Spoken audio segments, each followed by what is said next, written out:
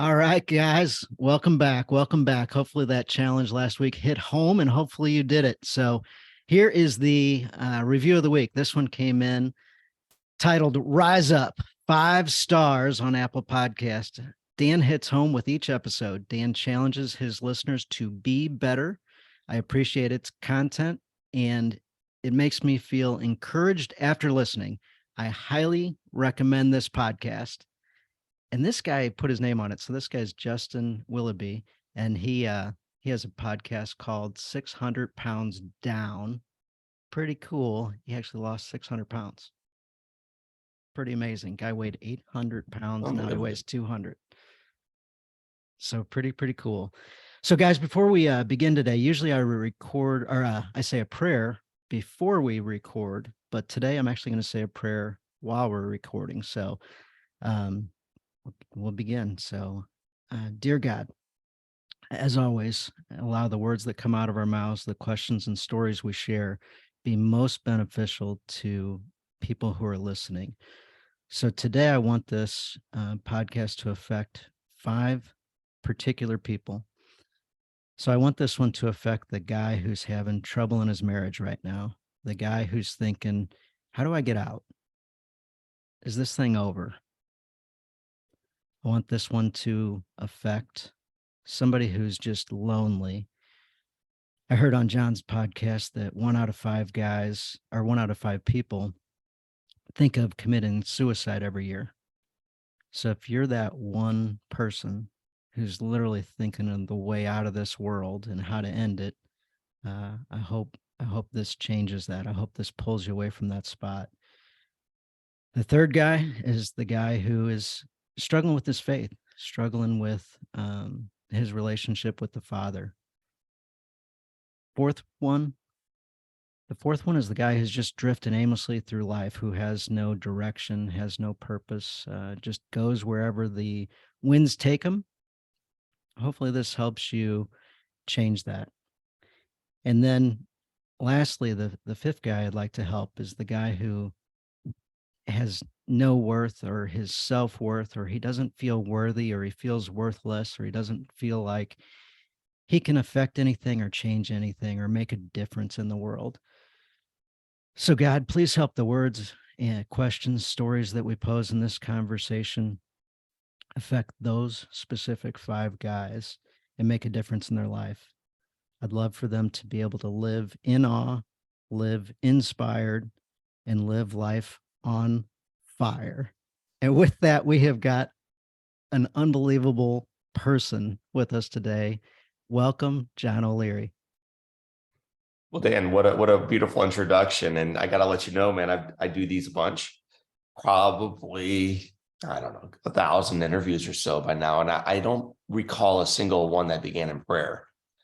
So I'm not saying that sometimes guys don't quietly say a prayer to themselves or pray before the mic picks up the sound, but for you to begin so on air, dude, it's good and it's right and it's awesome. So it's also a first. So good morning to you, and I'm glad to be on your show. Well, I'm so thankful to have you. I've listened to a number of your podcasts and books this week in preparation. And one of the things that I heard was, would you rather have something happen today or would you rather have something happen 3 days from now? And everybody said, I'd rather it happen 3 days from now so they could build up and enjoy that anticipation of the moment. So as I woke up this morning, I had a slight bit of disappointment because I'm going to interview you today. Well, that disappointment's going to grow as our time together continues. I'm telling you that right now. So sorry you can't go back in time, but here we are together now. Christmas morning, man. Yes, absolutely. Yeah, I had that thought last night. I'm like, it's like Christmas Eve and the presents are coming tomorrow. So thankfully you're here. So for those that don't know a little bit of, I'll say resume, you've written 2 New York Times best-selling books, In Awe and On Fire. You may or may not know this. You're a top 50 speaker in the world. I did not know that. Yeah. That's flattering. I was talking to a buddy of mine this week and he says, hey, do you realize he's number 47 on the top list of speakers for the entire world? I was like, holy cow, that's awesome. And then you have a fantastic podcast called Live Inspired. Every episode that drops, you've got longer ones and short ones. they're amazing. So Mm. I love how you do that. Your goal is to help people live inspired, and man, you do exactly that. Well, thank you. I'm not great at taking praise, and I don't take credit for any of that work.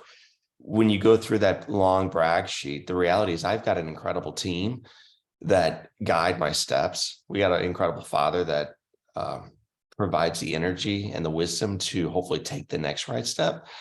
And so, we're going to go through the story today, but you're on the phone or you're on the call right now. This a guy who's an introvert, struggled academically, struggled with self-confidence, struggled in his faith, struggled in his relationships, dating. Like every single guy you prayed for on the front side of our conversation, at some point or another was me. So the fact that any of those brag sheet items, whether it's the author or the speaker or whatever else, is on there, no one's more surprised than I am. And I kind of intentionally did the resume side of things just so I could hear your response and other guys could hear the response. So oftentimes we have a hard time accepting somebody that gives us a compliment or giving us a little bit of praise, and we say, don't mention it, deflect it, or what have you. So what you heard, John, was give credit to his team and the people around him, which is a big, big deal. If you don't have people around you that are helping guide your life, it's a lot harder. So, and then also really cool, kind of like the quarterback who credits the offensive line. Uh, it's a great way to lead. Well, and sincerely, sometimes you can tell the quarterback is saying the O line did their job, but in his heart, he's thinking, yeah, baby, but I did mine. I did, I really threw that pass in there. Those of us who are best at what we do recognize how critical that offensive line is, like completely. I don't care how good Patrick Mahomes is. You saw what happened to him when his offensive line went down in the Super Bowl a couple years back. Like without our guys around us, we fall apart. And so your podcast, part of the community that you're building, reminds us that you can do a lot by yourself, but not all things. You need your faith, you need clarity, and you need guys in your corner. Yes, absolutely. Absolutely. So I wanted to start off with one, just thanking you. So you often, when I see people or greet people, I think about you. And the reason I think about you is the times I've got to be blessed to meet you in person, you have greeted me like I'm literally your best friend. And it feels genuine and it feels wonderful. And it feels like I'm seen, heard, recognized, and I matter. And uh, anyway, one, thank you. But from your example, I remember that when I'm greeting people to step out of the routine and instead show them that they matter and that I care and that I'm genuinely excited to see them. So thank you. How do you do that? Well, man, a glass of wine sometimes helps if it's an evening gathering. So that's one thing you could try to utilize. But for the most part, most of the gatherings I'm part of aren't in the evening. It is in the day. Couple things that I leverage either intentionally or accidentally at this point, just kind of part of the habit. Og Mandino wrote a book in the 60s, I think, called The World's Greatest Salesman. Yeah, phenomenal And book. it's a pretty solid book, but in the book, about halfway through, he asked the question, how do I greet every person I meet? And I will butcher this, but here it comes. So this is the world's greatest salesperson. And that ought to be each of us because you are all promoting something, whether you like that idea or not, it's real. So how do I greet every person I meet? And then Og says, in silence and to myself, I say, I love you. I love you. Though spoken in silence, these words unwrinkle my brow. They smile through my face. They echo in my voice. So I think the way we walk into a room, or the way as a gentleman named Dan extends his hand and we look at him and we look at his heart and we look at his life and we can say the words, honestly, I love you. It changes the way we then extend our hand, the way we smile, the words we speak, the way we then pull you in and give you a hug and treat you like you matter. So that's what I've been doing now for years. And now I don't say those words anymore. I model it. I try to be love. And then secondly, and I know you're a man of faith, I through omission and commission, try to be as Jesus-like as I possibly can. And I ask myself, what would Jesus do in this situation? And he's always leading, man. Even in the middle of a crowd, Uh, he's the source of life and love. And so even in the middle of a busy life or busy room or packed house, whatever it might be, I try to be as Christ-like as possible. And I think that's extraordinarily attractive. I think people pick up on it. And I think it reminds people not of the value so much of Jesus, of Og, of John, of whoever that person is in front of them. It ultimately reflects that value back to that person seeking it. So I try to be love to remind you, Dan, and your listeners and others that I meet in the marketplace that they matter. Well, thank you. It's certainly influenced me. So I know the story well. However, I can't tell it like you can tell it. Would you mind telling whatever parts of the story from when you were 9, through however long you want to take the story? Would you mind sharing? Sure. So I'll go short and then you ask as many follow-up questions as you'd like. Sounds good. So here we go. There's so many ways to even begin a story like this. One way is the story that Dan is asking about. I never told anybody until I was 28. So a lot of the stories we have, we bury. And what turned, and I almost never share this part, but this is it. At 28 years old, I was in a church service and the pastor was preaching on the talents. So learning about talents, 1, 3, or 5, and whether if you've got 5, multiply 3, multiply 1, multiply. And I'd always felt like I was a guy with one talent. I'm not being humble. I'm being honest when I say I'm not athletic. I'm not academically, relevant. I'm not super social. Like all these things that other guys had, that wasn't me. So I'm relatively faithful, I guess, but I only had one talent. I knew that. And that day on that Sunday, this guy was preaching. And sometimes it's almost like a movie scene where like the light, like the guy looks directly at you in a big service. All of a sudden the light is now between him and you. And he's preaching now on the one talent, inviting those of us with one to embrace the gift that God has given you and to do more. You're called to do more. You're called to multiply. So that happens on a Sunday. 2 days later, I get a call from a little Girl Scout who says, would you speak at my school? And on the heels of being challenged by a brother, because guys, you can't do life by yourself. We need others. We need people to challenge us and call us out. So on the heels of that service, I said yes to this little girl. There were a grand total of 3 Girl Scouts in the room. That's my first presentation. Dan, you heard the story before. It led to a second and a third and a fourth and a fifth and a couple thousand, couple million people live, a lot more online because a pastor reminded John O'Leary, and now I'll remind your listeners that whatever amount of gifts they think they have enough. The answer is yes. Like do more through your life. You're called to it. So what I shared with that group of Girl Scouts is this story. I told them the story about a little boy named John O'Leary, age 9 in St. Louis, Missouri, who watched kids in his neighborhood playing with fire and gasoline. They were 11, I was 9. So I figured if they could do this and get away with it, come on, man. So it was on that weekend. My father was at work. You met my dad a couple of weeks ago. My mother was out with a couple sisters. The house was all mine. I walked into the garage. It's January 17th. It's cold. It's 7:30. Bent over a can of gasoline, try to pour a little bit of liquid on top of the flame. And before the liquid came out, the fumes pulled my little flame into the can, created this huge explosion, picked me up and launched me 20 feet against the far side of the garage, set my world on fire. There's so much to that day, to the garage, to the family.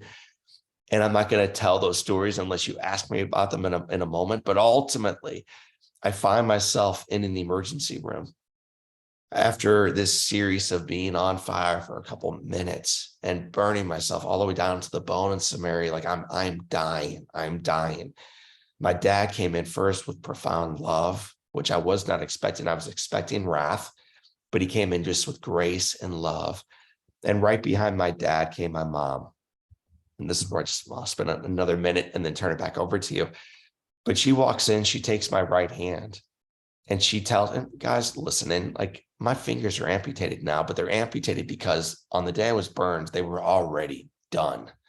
So she takes the hand of a little boy whose hands are so badly burned, the fingers are about to be amputated. Imagine what that looks like. And imagine what it feels like for a mom. But she's bold, so she takes my hand. She pats my bald head. The hair's all been burnt off. And she tells me she loves me.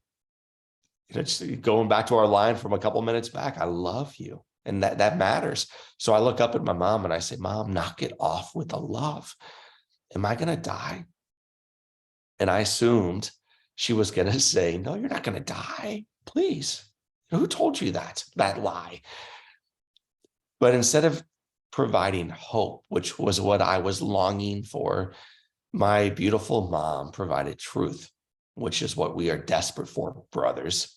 We don't hear it often politically or relationally. We don't even hear it frequently in churches. Truth. Seriously, truth with a T, capital true. This woman comes in, takes my hand and says, baby, do you want to die? It's your choice. It's not mine. And I look up at my mother and I said, Mom, I don't want to die. I want to live. And her response was, good, babe. Then take the hand of God. You walk the journey with him and you fight like you never fought before. She said, your father and I will be with you every step along the way, but do your part. Fight. So Dan, on January 17th, after an explosive morning and after siblings stepped up and after a father's love, it was the challenge of a mom who came in not so much with hope as much as with truth that reminded me not only how difficult the journey would be, but that it would be possible. Yes. Your mom, wow, she's got a way of directing. She's got a way of challenging that.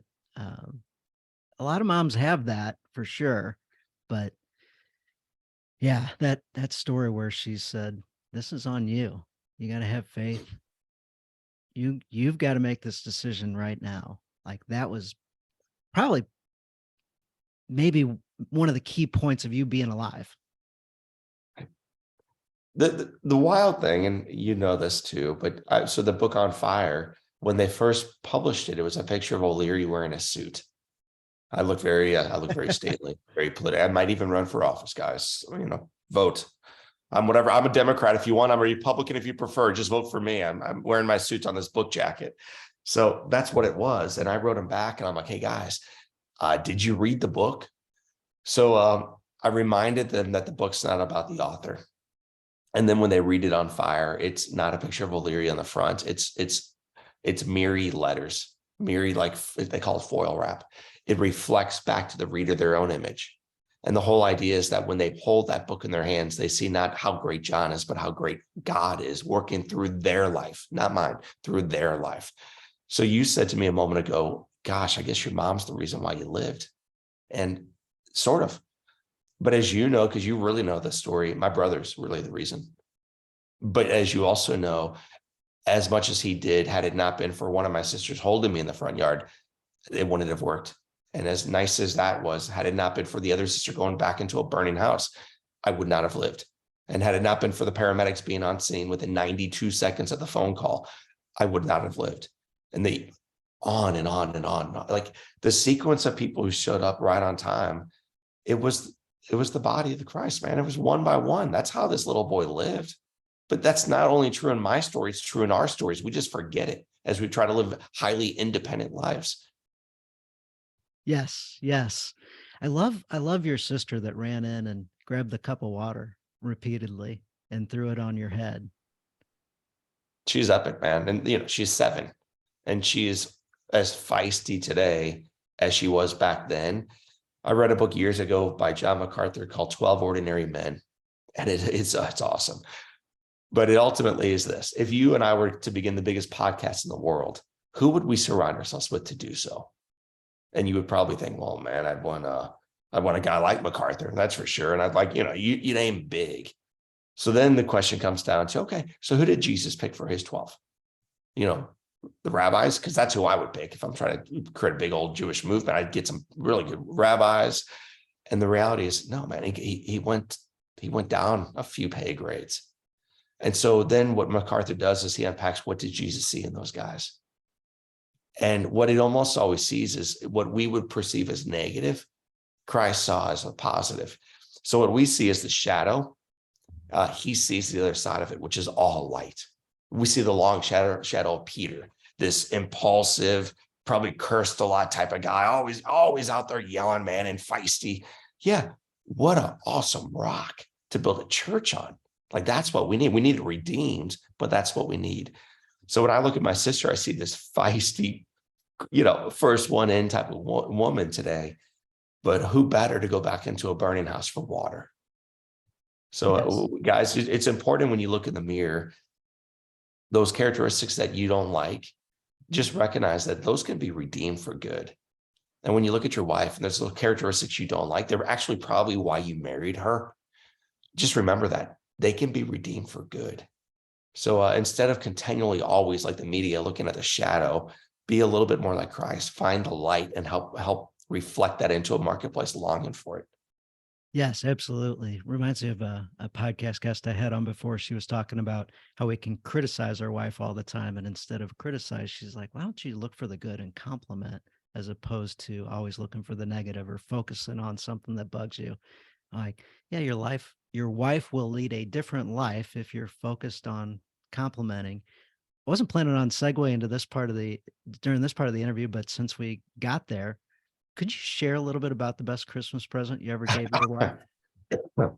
Yes, I didn't know for sure if you knew about that, but yes, I wasn't going to drop a brag bomb on everybody, but yes, because the reality is I, like everyone, struggle occasionally in relationship with everybody, but in particular, my beautiful wife, who I hear in the other room, getting breakfast on for cousins and kids and everything else. We're recording this over the Christmas season. So in 2016, I wrote a book called On Fire, and it came out and it did really well. And what that meant is beautifully, I got to travel a lot. I got to do a lot of presentations. And sometimes when you achieve success, what it also means is you miss out on the things that matter most in life. So I'm running and running and running, but it also means I'm not with the people that I ought to be serving, which led to a little bit of a fracture, not massive, but big cracks start with small ones. So this little baby cracks start forming as we wrap up the year. And I recognize, man, I want 2017 to be way better. So what I quietly did is I made a commitment, just like you suggested to your listeners, to track the good. So on January 1st, 2017, I bought a cheap journal, leather bound, a lot of pages, and wrote down the date, 1/1/17, and then began with the entry, Dear Beth, and then made a commitment to her quietly that I was recognizing in myself throughout the last year. I'd been so busy, and when I wasn't busy, I was looking at the things that were out of place. I was looking at, maybe by accident, at what wasn't good in her or in me or in us. And I recognized I wanted to do better. So on January 1st, made a commitment to every day seek the beauty in her. And when I saw it, write it down.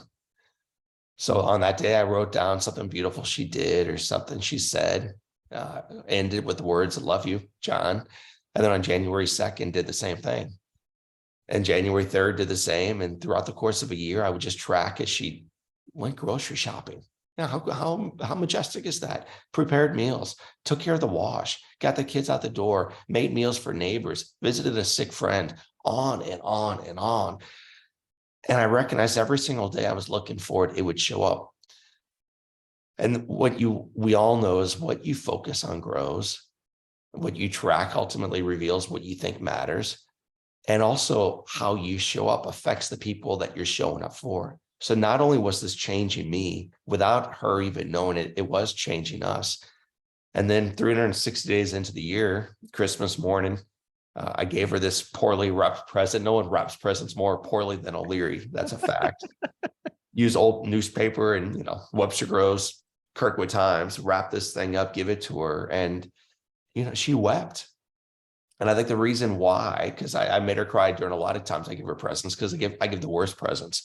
But this time it was because it deeply moved her to know that over the course of a full year, I'd been that committed to actually make a love entry every single day, to keep movie tickets and plane tickets and dinner receipts and just track this year we had together. So it's cool. It's probably the best gift I gave, not only because of the year it led us through. But even now, because I still travel and life's still busy, there's still complications. I'll occasionally go upstairs and she's reading this little journal. So it continues to give light. Mm. Mm. So I'm sure I know the answer to this question. However, just for the guys that are maybe in a similar situation where you do something for your wife, what was your expectation or thoughts or reasoning behind writing that? Right. Well, let me be very clear. It wasn't for her. It was 100% for me. Your previous guest, apparently the lady you're quoting earlier, she wasn't trying to get you to change your wife's behavior. And if that is why you're doing this for the wrong reason. And if we're being honest, frequently the reason we clean the kitchen or do the diapers or bring home more money in Q3 than Q2 is because we want to prove ourselves and then ultimately get them to change because they're not who we want them to be. This goal had nothing to do with that. This was about me changing my heart and my vision and my perspective and the way I showed up. And what I found is it worked. And if I'm being super honest with you, as we wrap 22, I'm considering doing it again for 23. Nice. Because it has to be done. And you know, it's amazing to me how frequently the thing we do that gets us healthy, we stop doing once we're healthy. And there's even a book years ago, Alan Deutschman, I think, wrote it called Change or Die. Change or Die. And it's a really cool book, but the thesis is this: if you knew that the thing you were doing was going to cause you to die, would you change? So if the thing you knew you were doing was going to cause you to die, would you change? And of course, the answer is yes. 9 to 1 chance that we would, but here's the shocking part: not make the change. 9 to 1 odds that you, as you smoke your cigarette during lunch break, would not stop smoking. As you drive without your seatbelt, would not put the seatbelt in. As you eat the greasy fries, would not put the fries back. As you do this, as you overdrink, as you overindulge, as you do not work out, on and on and on. You don't change. You don't change. I think it's, you know, scripturally, it's part of the reason why it's like, do not go home. Do not pass go. Follow me now. Because once you decide to turn away from that thing, it's done. Change is actually extraordinarily hard. So this author unpacks, well, how do you change? How do you actually sustain change? And I'm going to, again, butcher this a little bit, but 3 things. 1, you already know this. You need community. You can't change in a vacuum. You need to have a guy, if you're trying to lose weight, that meets you at the mailbox with the shoes on and says, hey, I'll meet you at 5:30. We're gonna walk the neighborhood today, and we're gonna run it in a year. But you need somebody waiting for you at the end of the block. And that accountability has to be so bold that if you're not there, they ring the doorbell until you come. They wake up the kids. They ruin your marriage because that's how committed they are to you, and that's how committed you are to them. So we need guys, man. That's number 1, community. Secondly, and this one's always surprising to me, it's got to be hard. If you can take a pill to lower your blood pressure, the reality is when your blood pressure begins to lower, you stop taking the pill. So it's got to be dietary. It's got to be exercise. It's got to be really painful, actually. The more difficult the thing is, the more likely you can sustain it over time. So that's the second thing. And then thirdly, and this one won't surprise your listeners, it's got to be attached down to purpose. It can't be, I'm going to stop smoking because I hate spending $4 on Marlboro. You know, you would think that would be enough, but it's not. It's got to be a way where you look deeply in the mirror and you say, I've got a 3-year-old daughter. She holds my hand everywhere she walks in this house. And in 23 years, she's going to want to hold my hand down a long aisle. And I get to decide today, will I be the one who holds her hand, or will it be her stepfather? Will it be the next one that steps in? Will it be her older brother? Because I'm not here for her. It's got to be deeply attached to why we're going to make that change in the first place, the why behind it. So whether we're writing a journal for our bride or doing things differently in our faith or health, we need it to be relatively difficult. We need it to be attached to mission, and we need to do it with somebody else. Yes, oftentimes we choose to do the easy thing, which isn't the most beneficial thing. Almost never. Choosing to do the hard thing in many walks of life, all walks of life, creates the big results, creates the big change, helps others around us in our life. So I'm glad that was in the list of 3 for sure, 100%. You mentioned a while back 3 different questions. So tragedy strikes, things are going down, and 3 questions that people ask all the time. The first one was, why me? And I'm like, oh yeah, why me? Like, why me? Like, this is horrible. Why me? What'd I do? Why me? Can you expand on those 3 questions? Sure. So I'll go through them in order. And frequently when I'm invited to present, I'll lead with these questions. And it amazes me still that like it still works, you know. Uh, but it always kind of surprises the listeners, or the viewers or the audience. The first question is, why me? And everybody nods their head because we've all received a diagnosis or that unwanted phone call or that transition professionally or whatever the thing is that we didn't sign up for. And now it's part of our life. And the question frequently is, why me? And then rather than looking up for hope and gratitude for what we still have, usually we look down, we kind of kick the dirt, and then we passively whisper the second question, which is, who cares? And who cares maritally or singleness or with an addiction or professionally or as a citizen? Who cares leads to death. And I always feel like I'm being dramatic. Oh gosh, he's a highly dramatic man. Like, I don't think so. I think when you stop caring in your marriage, it's done. It's just done. Like it may not be over yet. It may be another month or 3 years, but it is done when you stop caring. When you stop caring in your health, when you stop caring in your faith, when you stop caring about our nation, when you stop caring about your brothers and sisters, it's done. So who cares is the second question. It's a dangerous question because indifference is. And the third question is, what more can I do? You know, about her or about my health or about Trump or Biden or the economy or my work. Like, what more can I do? I'm only one. I'm not big enough. So then as we flip the script, whether it's on a podcast with you, Dan, or in a speech with a big audience, what I say today, I want to give you 3 different questions. And those are these, and I have them write them down. Why me? You know, and like they look at me like, what the heck? The poor man's apparently been drinking again. And then I'm like, no, why me? What are you grateful for? What do you've got? What blessings have you, maybe you've earned, but I want you to take inventory of all the ones you have not earned. Write them down. Why me? It's a long list, isn't it? So they make that list. Then who cares? This is about purpose and call and passion in your life. It's about why you're here, the difference you can make, the mark you can make in a society longing for it. So that's about living out your purpose and call. And the third is, what more can I do to make tomorrow even better than today? Not the same, not less miserable. No, what more can I do to make it even better? And so although the questions are the same, and this is where you get down to the essence of really the work I do, the way we look at a problem or the world or a cold day like the one you and I are currently seated in today, the way you look at life influences what you see and how you feel, how you brainstorm, what you pray about, what you fight for, what you let go of, how you'll meet someone else, the words you speak, the actions you take. And those of us, I know there's a lot of men listening to your podcast. A lot of guys are results oriented. Fine. You want results. The results we get are driven by your perspective. So what I try to remind folks is the power of asking questions through the lens of faith, because it changes everything that follows afterwards. You brought faith into it. What about faith with ourselves? What about faith with God? What about stepping into that gap? How like there's something we want and there's a gap between it.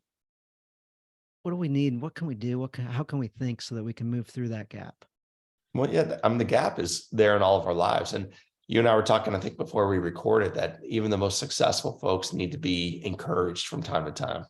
You and I have a mutual friend who seems highly successful and is.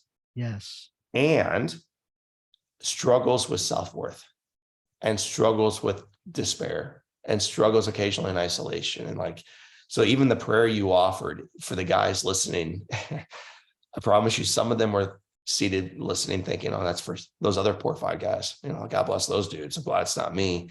And I would challenge that. I think from time to time, through various seasons of our life, we are all 5 of those men. So the gap between who we are and whose we are always exists, always. Our job daily, though, is to do the best we can in bridging the gap. And even our prayer before you and I went live, you're like, man, what do you want during this podcast? And I'm like, dude, I want to get out of the way. Like, I have no agenda. I'm not here to sell a thing. I want to become less. I want to be led, and I want to surrender my will for his. The more we can have those two circles that seem separate overlap, the more radically successful we can become in life, sometimes financially. I'm not a guy who says, give it all away. No, sometimes it's financial, but also I'm not a prosperity gospel guy either. I think the goal ought to be his will and then see what happens. For whatever reason, pray unceasingly. What are your thoughts about that one? Right. Well, amen. And it sounds like, well, that sounds like a lot of work. I'm on church on Sundays sometimes. Is that enough? And no, the way we breathe ought to be a prayer. And the way we speak ought to be a prayer. And sometimes I'll speak at very, very, very secular conferences. Question 13 on our surveys: what topics do you not want John to speak on? There are two, always two. Number one, politics. So I can't wear I'm with her shirt, or I'm making America great and glorious again. Apparently I can't wear either of my shirts. No politics, they say. And the second thing, O'Leary, you can't do, no faith, man. No faith. Do not do that. It's too divided. It's too ugly. So I have to be mindful of how I exude my faithfulness sometimes. I think St. Francis preached the gospel always, sometimes use words. During those times where they challenged me to be a little bit less faith-centered, I still use the name of God. I still talk about the power of faith. I still talk about the power of prayer. And although I may not quote James 1, 2 through 4, what I always find on the back end is the atheists are coming up to me afterwards, thanking me and wondering why there's joy in my life. And now I've got a chance to evangelize. You do not if you are beating people over the head, but you do if you meet them gracefully with love at the well where they are. So that's always cool. And the second thing is, those who are in the front row of church in these big secular audiences come up and they're like, man, thank you for your testimony. I'm like, wow, because that wasn't my testimony. Yeah, thank you for your testimony. So I say all that because the backstory is this: as I speak, as I'm on podcasts, I'm always praying, God, your will, your words, your life, not me, not mine. So the more we can just keep turning it over to him, the less we deal with anxiety, the less we deal with fear, the less we even struggle with, what question should I ask O'Leary next? Or how do I respond to Dan's question? Because it's not about us. Like, Lord, your will be done. So prayer unceasingly, and watch what happens in your life. And one more thing, Dan, if we're tuning always into talk radio, and I mean like political radio or sports radio or reading the next blog or on Facebook all the time, you will be unable to pray because you're not praying. You're following someone else's life, or you're paying attention to who the Cardinals picked up most recently, or how the Bill kids let you down again 2 nights ago, or whatever else is going on. Your life is not focused on him. It's focused on stuff. And although I love sports, I drive almost like I don't have a radio. And I travel without the Wi-Fi on, and I'm not aware of what's happening in Hollywood.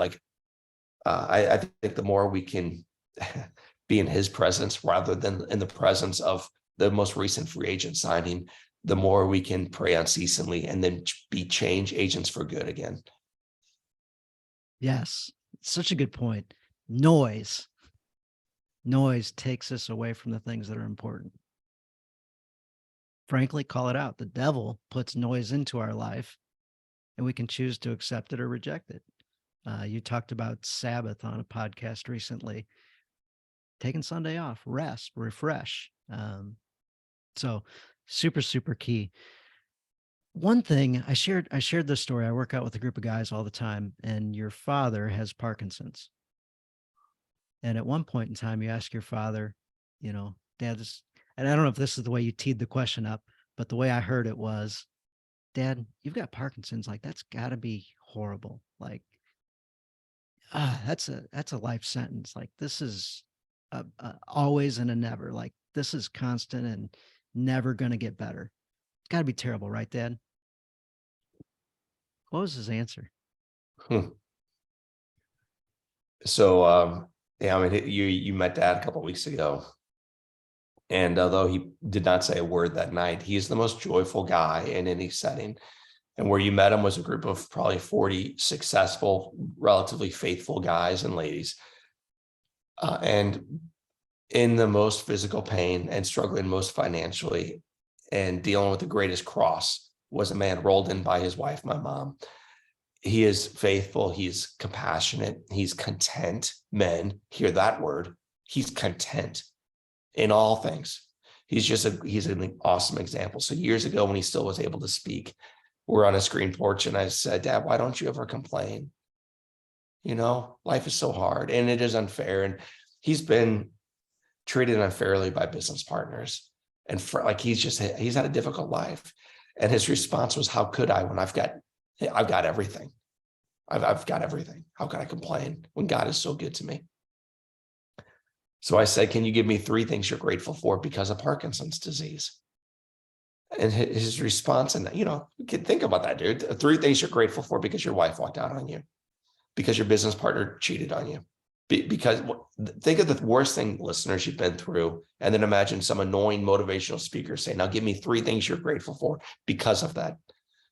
And it's hard to have an answer, but Dad did come up with 3. He said, I'm grateful it wasn't a more serious disease. I'm grateful for the time at home with my kids and my grandbabies. And I'm grateful for your mom.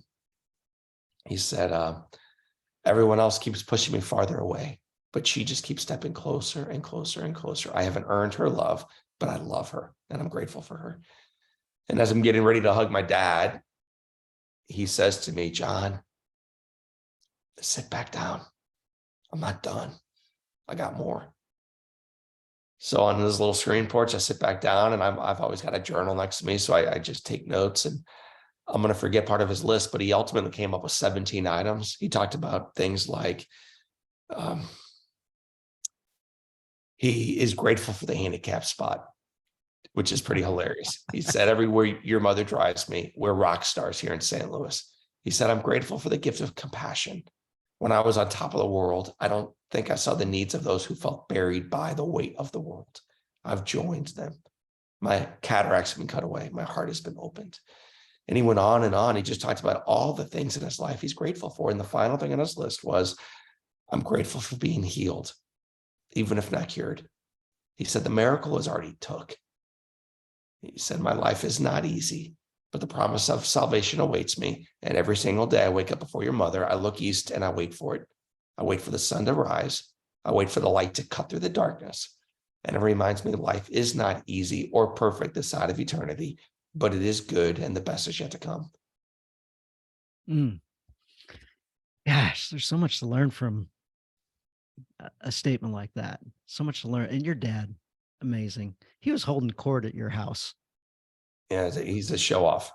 He's got a lot more friends than I do, and he doesn't talk, which really annoys me. So there's something to be learned even in that. I think people like being heard, and Dad listens and he cares and he looks you in the eye and he smiles the whole time you're speaking with him. He's just a joyful guy.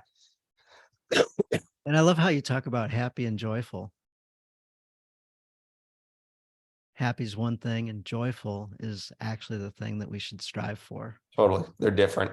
And the world sells you happy. And man, there's right around the Christmas season, they are selling happy hardcore. But what we know about this season is eventually the living room becomes a mess, wrapping papers everywhere. Half the things break on the 25th or the 26th. And one of my favorite comments years ago, my son, Jack, finishes opening his 17th present, maybe 18th. I wasn't counting. And after opening this present, he's like 6 years old. He looks at me and says, is that all? Is that all? I'm like, what do you mean, is that all, you little son of a... I did the same thing to my parents. Exactly right. Is that all? Like all the running we did, all the parties we went to, all the church services we already hit up, all the outfits we bought, everything we did, the presents, man, wrapped, perfect stockings. Yeah, that is all. And none of that garbage matters. It's fun. It's good. I'm not anti-materialism, But it is not the stuff ultimately that brings joy. It brings a momentary whisper of a smile, and then that smile fades. What we ought to pursue is what my dad has in spades, and it is joy, and it is attractive, and it is different, and it is what we long for. Yes. Yeah. It's lasting. It's lasting. And people see that and say, what have you got? Why are you smiling all the time? Is that real? Because I can't believe it's real. Right. So, and you're an example. So if you don't have somebody in your life that exudes joy, find one. Find one. Yeah. Hang out with one. Offer to help. Offer to just spend time with them, because chances are they could use an encourager in their life. And you might think you don't even have one talent, but everybody's got the talent of being able to be an encourager and helping somebody else. So John mentioned he had one talent, so I know you've got at least one talent. And people listening, same for you. Well, What's and the deal with talents is you can broaden and build. So again, some of your listeners are just high achievers and high capability. But for those of us listening, like longing for a lifeline, like, yeah, the way you ultimately climb is you pull your left hand in front of your right, left foot in front of the right, and you step and you pull and you tug. And as you journey forward, you start picking up new talents and gifts and abilities along the way. So very few of us are born the star quarterback, but many of us can become far better than we were yesterday. But you got to keep stepping forward. You got to pick up your mat. You got to do something. You got to stop waiting and start moving. So you play poker with your son Jack. The punk. Have you gotten any better? No, man, I'm horrible.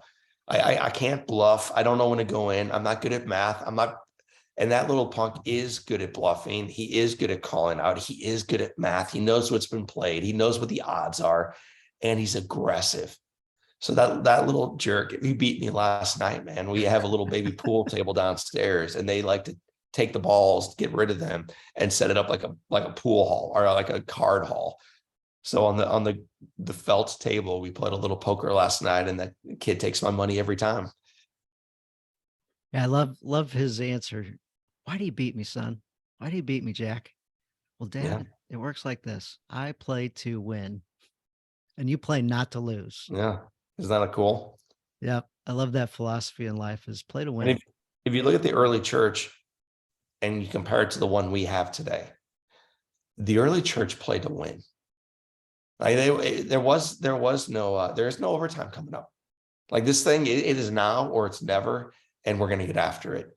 And because of that, folks lived, and I don't mean like they were kind of cool. No. They lived radically different, so different that it changed society, changed the world permanently. And I think frequently these days we play, whether it's as Christians or as men or as leaders, not to lose. And so I think Jack's approach to poker, but certainly approach to life, is the way ultimately to change. It's the way to win. Let's get after it. Let's be all in every hand. So, guys that are drifting aimlessly, I hope you heard that spot. Play to win. It's a lot more fun. It's a lot more fun, and you win. And one other thing, guys, figure out what it is that you want. So often you ask another guy, hey, what do you want? And guys have a hard time answering that request and telling somebody else what they want. So think that one through. And And on that thought, just guys, if you're like, I don't even know where to begin, man, I think I need a new car. Like maybe you really may need a new car, but start with the end in mind. All the way even to the degree of like, consider writing an obituary. Give a eulogy at your own funeral. What's being said about you? What's being written about you? What impact did you have on your spouse or your kids or your parents or neighbors, your community, whatever community that is, and then reverse engineer up to it. I think 6-year vision plan is really a brilliant idea. And then backing into that with 3 years and then 18 months. We try to get a lot more done in a day than we could do in a week, but we aim super small at what we can do over the course of 3 years or 6 years or a lifetime. So think about that lifetime and then reverse engineer all the way back to like, okay, so what do I want to get done today? That's awesome. I love that. We've got a group we call the Ascent, and that's the assignment: vision, 3 to 5 year, and then 12-week goals, and then your action steps inside of it. And guy finishes his assignment. He says, "How is it?" I said, "Well, it's an A+ if we're grading structure. Like you've got the SMART goals, you got the action steps, everything's perfect. However, you get an F actually." It's like, "Why do I get an F?" I'm like, "There's no grades, but on this one you get an F because you haven't set your vision yet. So you've got all these action steps that are perfect, but I don't know if it's even where you want to go. These may Right. be taking you a direction that don't support." He goes, "Oh, huh. Like you put your ladder maybe on the wrong wall. You're Right. climbing up the wrong way." So yeah, that one's a big one. You talk about having dirty feet or ugly feet. What's that? You What's asked me to that? talk about my ugly feet. What's that mean? So I was interviewing a fella who videotaped Mother Teresa for the last time she visited the United States. And here's this 85-year-old woman coming in. You know, she's clearly made her mark on the world. She's a little Albanian nun. So he's not sure where to look when she walks into the room. First time they're going to interact. So this guy looks down and first he sees the top of her head, like way down below him. I mean, she's a little lady. And then below that little head, he keeps looking down and that's when he sees her feet. And when he looks at her feet, his first reaction was repulsion. He said, "I'd never seen uglier feet in my entire life than this woman's feet." And our first response, probably as you're hearing that, is to laugh or like kind of be, I don't know, like, what's wrong with this guy? Why is he talking about her feet? Well, the reason why it matters is after he looks at her feet, he starts to notice her toes. The toes are bent over one another. Then he looks and they're scarred, not because of a fire, but because of work. They're they're bruised. In some areas, they're bloodied. They're wounded. And then as he goes farther down into how ugly these feet are, he recognizes, and these are the feet of a saint.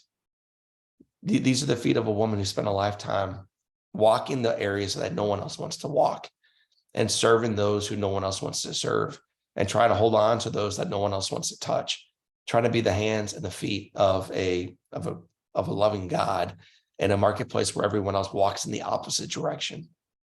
So we recognize that these ugly feet are the feet of a saint. So I heard that story years ago and it just stirred me because like at the end of the day, like I want ugly feet. I want to have the kinds of feet that as they're walking around my casket with their chicken salad and cornbread, maybe the top of the casket's not open. Maybe it's a bottom open casket and I'm shoeless and sockless and everyone's commenting, "My gosh, O'Leary had the ugliest freaking feet I've ever seen." Because I think we ought to strive for a whole lot of things in our life. You talked about the vision plan a moment ago, but part of that vision ought to include your feet. And we ought to strive to have ugly feet as we serve others. Yeah, absolutely. I love your story the other day that you shared on your podcast. Guys, you should listen to this episode for sure on the Live Inspired podcast. You talked about a guy who was the merchant of death in the newspaper. He literally read his own newspaper story about his own death. He hadn't died. And he sees what the world would have thought about him had he actually been the guy that died that day that the story mistakenly got written about him. It was Right. just an incredible thing to experience as a person. We should all be so lucky. He saw how people remembered him. It's almost like, what's the guy who gets visited by the three ghosts during the Yeah, It's a Wonderful Life. No, that's maybe. not it. So it's a wonderful life. Like when you see how you will be remembered if you die today, it almost without doubt, it will change the way you live today. Because very few of us are, it goes back to the gap between who we are and who we want to become or who God wishes us to become. There's a gap there. There's also a gap between how we're living and how we wish we were living. And the more clearly we see how we're being remembered, the more likely we are to make the change to live differently. So the guy you're referencing is Alfred Nobel. His brother passes away and they write about how horrible this guy was, the merchant of death. And he recognizes, man, that's not how I want to be remembered. So he starts living the last 7 years of his life radically differently. And now when you think of Alfred Nobel, you don't think about the guy who invented dynamite or TNT or becomes the merchant of death nation over nation builds tens of billions of dollars of net worth. Instead, you think of a guy who's remembered as the Prince of Peace, the Nobel Peace Prize. And so, yeah, we at any age, regardless of our past, have an opportunity today to change. Thanks for recapping that. That just was amazing to hear that one. And again, your podcast, I love it. It's inspirational, it's real. You've got the greatest people you interview, and then you've got your small segments that you do personally, which are the ones I personally love the most. I appreciate that. Anything you want to throw out there before we close? I've got a question for you in addition to whatever you're going to say. And then I always like to end with a challenge. So something you can challenge the guys to do, something that they can do week to week, something maybe not necessarily simple, but something that they can accomplish between the weeks. So feel free to take all day if you want on anything else you want to talk about, but that's how we'll close out is on those topics. Gosh, I mean, that's so broad, but so ultimately the question is, how do we distill the last 51 minutes into one poignant next right step? That's what I hear. So I would do this if I were listening to this show and I wanted to just take the next right step in my life. I would make inventory of the things that I'm doing that are pulling me away from God's will for my life. And if that's websites I'm visiting when no one else is looking, if it's garbage radio that I'm tuning into when I'm driving, if it's articles that are reminding me how corrupt our government is and how crappy our nation is and what a horrible human Biden is or Trump is, whatever way you want to lean politically, fine, have at it. But I'm telling you right now that what you focus on will grow. And if you're only focused on how the cards are doing or how Trump is doing or how on and on, that is where your focus will be. So I would begin by making an inventory of everything that I'm doing right now as we wrap up 22 and move toward 23 that pulls me away from becoming the best version of myself. And that's going to be a long list. And I would use this as a season to clean the closet. Just because we did it a lot yesterday doesn't mean we need to do it today and tomorrow. So these habits, whether it's, again, around the sites or the articles or the blogs or the media or the drinking or the drugs or the food or the busyness or the background, all this stuff, I'm telling you right now, it's a lie. And it ultimately is not helpful. I promise you, Christ, while he walked among us, wasn't reading the headlines of the day. The Pharisees were highly equipped to challenge. Yeah. But he was loving people. He was living in the word and among the people. So I would have you all make a list of things you're doing that are pulling you away from being present. And you will find so much more freedom now to step into this day and this week and things that are life-giving. So I would replace one of those activities with something that you know will bring you life. And not only you life, but someone around you life. So then I would make it a commitment to do one thing. What I'm committing to publicly on this podcast, hopefully she won't hear it, is I'm going to make an inventory of my wife every day for this coming year. I'm going back to that love list. I'm not going to tell her, I'm just going to do it. And in addition to tracking her beauty, I want her to see mine. I want to do something for her every day that I wasn't doing the day before. So that's what I'm going to do is I take out the trash, and plenty for earlier to take out too. So I'm not here to preach at you downhill. I'm looking in the mirror too. I've got a closet that is packed with garbage that needs to be removed. So I'm going to remove some of that, replace it with something more life-giving, and track the beauty of my wife every day. But I'm going to do that. I'm going to challenge one of my friends, his name is Matt, to join me on this because I want him to do the same thing. And the commitment is this, to text one another once we track the beauty.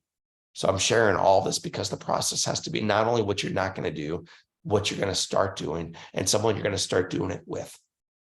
So you need an accountability partner. If yours is a commitment around weight, great.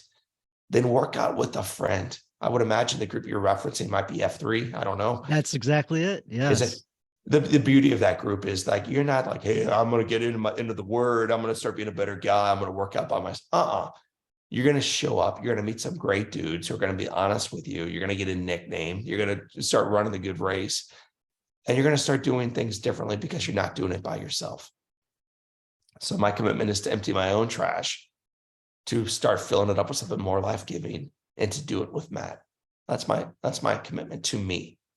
So I don't know what your guys are going to choose. And in fact, you put me on the spot, Dan. I'm going to put you on the spot. What's the one thing you're going to do as a result of this 14-hour and 13-minute session with O'Leary today?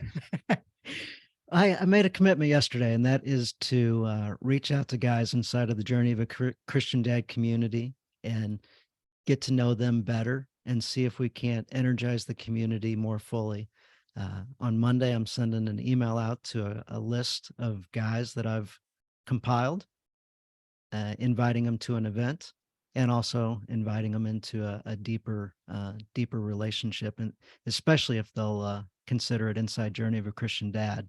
But I'm also going to reach out to individuals, and my intention, which I haven't scheduled it yet, is to just schedule an open call for anybody that wants to jump on that's inside of that as well. So Awesome. now that I've said it, this will air after the week has passed. So I guess I better schedule that open call and get some guys to jump That's on. the beauty of going public. We are so brilliant at letting ourselves off the hook. And that's why you've got to have a brother or a sister, a friend, a spouse, a pastor, a coach, a guy in AA who says, hey, you didn't call yesterday. You didn't check in, dude. Because at least for me, I can't speak for you and your listeners. I'm great at making excuses. No one makes them better than I'm busy. I have so many responsibilities. I don't feel good this morning. You can probably hear it in my voice. I'm not going to like all these excuses we are quick to give ourselves. Well, that's why we need someone to hold us accountable to truth and to becoming a better version of ourselves. So you went public, so did I, and I look forward to both of us taking the next right step. That was awesome. And all the podcasts we've had, I've never had a guest challenge themselves and then come back and challenge me. So thank you. That was awesome. Sorry about that. So here's my final question for you. So if you had your home burning down, your family's all out, your amazing, joyful, saint-like wife, Beth, is safe and out. All your 4 children are out. Emma, your dog, comes running out. So you're all safe. And you've got an opportunity to run in and grab one thing. What would you grab? So that question sounds familiar. I imagine so. So for the folks who don't know, I have a podcast too, and it's a question. I think it's question number 4 that I ask all my guests. We've had 530 or so, and I'm always amazed. I'm amazed. Okay, this question comes because my sister Susan O'Leary, when her house was burning, and she's 7 years old and she's scared, went into a burning house for a cup of water to throw on my face, and it just distills down what matters most during crisis for her brother's life. It was worth risking everything. So for us, as we think about what matters most, what are we willing to risk? And many of my guests will say things like, I'd get my cell phone, I'd get my wallet, I'd get my passport. One guy said, I'd get a bag of marshmallows, I'd put them on the end of a stick and I'd watch the house burn. I like that one. But sometimes they'll grab, like one lady grabbed a plastic cross. This woman built $1 billion business. So I said, my plastic cross, why buy a new one? And she said, when we had nothing, and I mean nothing, John, my mother bought this little thing. It hung in our kitchen, and now it hangs in my kitchen. And it reminds me not only of our faith, but of my mother and all she risked to come to our nation and to build a better life for her and now for me. So like it's like these things like this that we want to go back into a burning house for. So when you asked the question, originally, the thought I had was that crystal baseball that when you were in our living room, Jack Buck gave me this ball, and it is just so cool. It's so beautiful. But today, when I really am honest about it, I would let that ball burn. I would let the wallet and the marshmallows burn. And I would actually get that journal I gave Beth. It's leather bound. It's coffee stained. There's wine on 3 pages. It's kind of a train wreck of a journal. But for me, it serves as just this awesome building block again on focusing on what we have. That year, I mean, we went through a lot that year as a community. Like there was crisis, and yet there was God's hand in the middle of it. So as I watch my home burn with my kids and wife and dog outside, with that little journal in hand, it would remind me, yeah, he's going to work through this too. That's awesome. I thought that might be your answer. I don't know why I thought that might be your answer, but that is a awesome thing you created, and then an awesome set of memories to bring back and tie you in and help you grow your love with your wife. So I'm glad you're also recommitted to doing a very similar project, and you got the accountability around you. So you'll No, go I heard it, do man. But next time you see me, you better say, dude, what you better be on like February 15th, dude. You better have 45 in the bank. Absolutely, absolutely. So when you throw a stone in the pond, it creates a ripple effect and goes out from there. So as I was thinking about recording this with you, I was thinking, gosh, I wish I could invite everybody I know and get them on Zoom with us live so they could experience this live and be in community with us and be emotional with us and see this happen. And I thought, well, that's not really possible. However, we are recording it, can share with tons and tons of people. And I thought, in addition to that, it'd be awesome if they made a movie about your life and took some of the things that we talked about in this podcast and actually broadcast it. You mentioned the crystal baseball that Jack Buck gave you from him being inducted into the Hall of Fame, like one of his most prized possessions. And he gave it to you and said, I hope you value it, as much as I do. And they are making a movie about your life. They're working on putting it together now. And one of the funniest lines in the movie is, hope you value it as much as I do. And don't drop it. Totally. What a punk. It's crystal. It's crystal baseball, Larry. Don't drop it. So that was awesome. But with that movie being made, it's going to be made independently. And guys, if you like the story that you heard, if you like some of the messages that are coming out of this movie is set up in a way where it can change millions of lives. So there's one thing about going to a Sunday service and a pastor talking inside of a church. It's different. Maybe there's 200 people in the church, 1,000 people in the church once a week. And if you talk to 1,000 once a week for a year, it's 50,000. If you do that for 10 years, you're, 600,000 or 500,000. A movie sometimes gets 1 million people the first day to see it. So my question for the guys listening, we're looking for some investors to help fund this movie. It's going to run about $8 million. And of the 8 million, we've raised 4.2 million already. So if you know somebody that may be interested, may have some excess cash, may have some savings, that would be interested in being part of funding a movie that's going to help change the world, my ask is reach out to me. Let me know. The Christian Dad Podcast at gmail.com is my email address. Most of you guys got me on Facebook. You can shoot me a message. But if you've got some interest in hearing more, I'd love to share more with you. Thank you for considering that. Thanks for sharing this podcast with others. Thanks for rating, reviewing, and all that type of thing. But my one hope from this podcast, besides affecting those 5 guys, is also to get this movie funded. And guys, I've read the script. I've seen it. I know all about it. It's amazing. If you love this podcast, you'll love the movie even more. And we're really close to being able to get this thing moving. So I'm shaking a little bit over here because I'm so excited about the possibility and getting this out to the world. So thanks for listening to me talk about that. And again, thanks for considering, and thanks for sharing that idea with others. And if you could do it swiftly, that would be great, because I'm ready to get this movie out there to the world. I pause and I'm just watching John's reaction, guys. Well, it's surreal. Like, I don't feel like a movie worthy guy, but the movie celebrates the father's love. And that's awesome. So yeah, like I'm committed to it as well. And I think there's an opportunity, as good as this thing is, to make it even better. And I do think we're going to affect 100 million lives with this movie, which is a pretty big goal. But the most important life is like one and one and one. So I'm not a big mega church guy. I'm not a big bright light guy. I think the way you change the world is one life at a time. And what I'm most excited about is actually the final scene, which is incredible. But then it ends not with the scene as Zipper Zipper has told it before, but it ends with an invitation to join us, to get into community with us.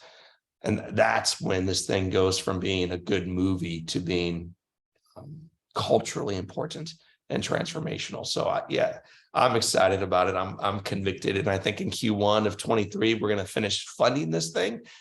We're going to start seeing actors fly into the Midwest to be part of this thing in the middle summer months. And we're going to see this thing touch lives starting off in 24 in mighty ways.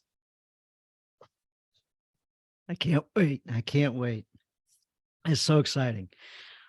And I knew that would make you uncomfortable, me saying that in front of you. So it all makes me uncomfortable, man. But yes, that also, movies make me uncomfortable too, along with podcasts, books, everything makes me uncomfortable. yeah. Well, I appreciated you the other day for just allowing God to use you, use your life, use your story, and for you to be uncomfortable and get in these new situations that can be tough to say yes to. So thank you. Thank you, Dan. All right, guys, that was it. That was my best effort. That was God working through us. And man, I can breathe a sigh of relief now. I think it went well. Success, baby. Home run. Awesome. Well, thank you guys, and look forward to seeing you next week. That challenge that John threw out, that's gold. That's pure gold, guys. I encourage you to dig into that. Thanks, guys. See you next week.